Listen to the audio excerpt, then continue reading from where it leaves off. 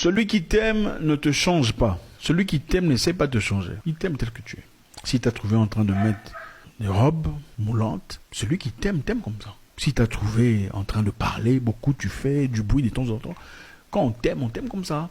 Celui qui t'aime te change pas. Si on t'a trouvé mettant des mini-jupes, et ça donne bien, on te change pas. Si on t'a trouvé, tu aimes regarder des émissions de théâtre du matin au soir, tu joues aux jeux vidéo du matin au soir, voilà, tu sors du matin au soir, on ne te change pas. C'est ça l'amour. Celui qui t'aime ne te change pas.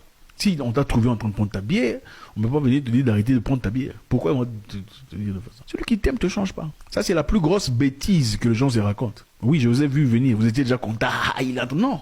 Donc, celui qui t'aime ne te change pas. Ne va pas essayer de changer ce que tu es parce que Dieu a créé des gens tels qu'ils sont. C'est quelle bêtise idiotie ça. Dieu a créé des gens. Dieu a créé chacun tel que Dieu l'a créé. Non, Dieu ne crée pas des idiots. Dieu ne crée pas les gens imparfaits. Dieu crée des templates, c'est-à-dire des exemplaires. C'est comme des fûts vides. C'est comme des fûts vides. Et dans ces fûts ou ces récipients, vous y ajoutez ce que vous êtes. Voilà ce que Dieu crée. Dieu crée ça. Voilà ce que vous créez. Le contenu de ce que Dieu a créé. Dieu ne crée pas ça. Dieu crée ça. Vous y ajoutez de l'eau, ou du Fanta, ou du Coca, ou de la merde, ou de la bouillie. Maintenant, vous allez obliger des gens de prendre ça. Oh non, prends-moi avec ma merde à l'intérieur, c'est comme ça que Dieu m'a créé. Non. Celui qui t'aime t'apporte la positivité. Celui qui t'aime te fait asseoir, mon ami, ce que tu es en train de faire là, ça ne te fait pas. Ta façon d'aborder les gens, ça paraît un peu trop arrogant. Il faut essayer de changer son comportement. Voilà les gens dont vous avez besoin de votre vie. Quand une personne te fait des remarques comme ça ne veut pas dire qu'il est jaloux de toi. Oh, il ne t'aime pas. Oh, il est contre. Non. Oh, il est aigri. Non. Celui qui t'aime te corrige. Et quand je parle de correction ici, je ne fais pas allusion aux corrections puériles et stériles que les gens amènent sur Internet. Des inconnus, là, tu n'as pas besoin. Tu n'as pas besoin des conseils d'inconnus. Sur Internet surtout. Ce sont des gens qui sont malades eux-mêmes. Excusez-moi. Tu as besoin des conseils d'une personne à qui tu fais confiance. Ou une personne que tu pourrais voir face to face. Quelqu'un qui te dirait, cher ami, est-ce qu'on peut discuter un petit peu? Je remarque que tu as du talent.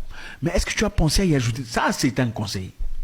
Celui qui t'aime ne te laisse pas tel que tu es. Je sais qu'il y a beaucoup de femmes ici qui se disent, oh, tu m'as trouvé, je mettais des faux cheveux.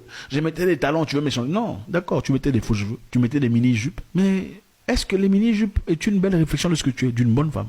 Non. Dans votre culture, mini-jupe.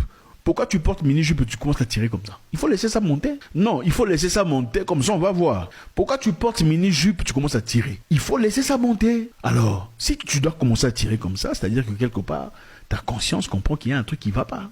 Je suis sûr que tu n'as pas, quand même, dans une conscience normale ou un esprit bien constitué, mettrais une jupe pour commencer à tirer comme ça à longueur de journée. Non. C'est-à-dire que quelque part, tu es conscient, quand tu te mets devant les gens, pourquoi tu tires comme ça? Laisse ça monter. Non, il faut laisser monter, comme ça on va voir. C'est ça que tu voulais, non? Celui qui t'aime te dira de ne plus jamais mettre ce genre d'histoire. Quand tu rencontres un vrai homme, il te dit de changer. Et la majorité des femmes toxiques, quand ils rencontrent un vrai homme qui lui dit de changer, elles vont vers un même monsieur faible. Le monsieur faible ne leur dira rien du tout. Ah, tu es belle. Ah, mais ce que tu veux. Tu peux même te la fente juste ce qui s'est passé. Oui, c'est ça. Parce que le monsieur est faible. Il a l'impression que c'est lui qui est en train de gagner en étant avec toi. Voilà pourquoi je vais toujours dire, il faut être fort. Il faut être des gens forts dans la vie. Pas seulement fort sur le plan fort. Il faut être fort financièrement. Il faut être fort intellectuellement. Il faut être fort moralement. Il faut guérir de vos blessures. Comme ça, quand vous êtes avec quelqu'un dans votre vie, dans une relation amoureuse, que ce ne soit pas par dépendance affective, parce que la dépendance affective arrive aussi. Tu as été blessé par quelqu'un, tu trouves quelqu'un d'autre qui te soigne, et il y a une dépendance affective qui naît. Tu penses que c'est l'amour, c'est pas l'amour. Tu étais dans un moment difficile quand vous vous êtes rencontrés. Et voilà, c'est avec le flot que tu es parti. Tu penses que tu es fou amoureuse d'elle. Ce n'est pas ça. Et c'est là t'empêche généralement de pouvoir voir les choses claires.